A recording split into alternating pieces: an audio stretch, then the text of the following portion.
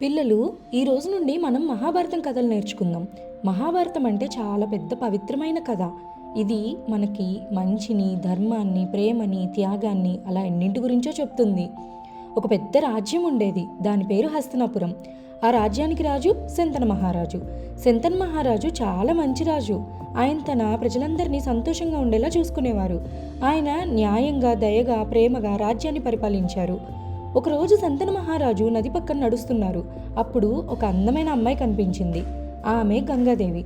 శంతన్ మహారాజు గంగాదేవిని చూసి చాలా మెచ్చుకున్నారు. మీరు నా భార్య అవుతారా అని అడిగారు.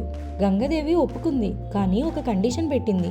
ఏంటంటే, మీరు నేనేం చేసినా నన్ను ప్రశ్నించకూడదు అని.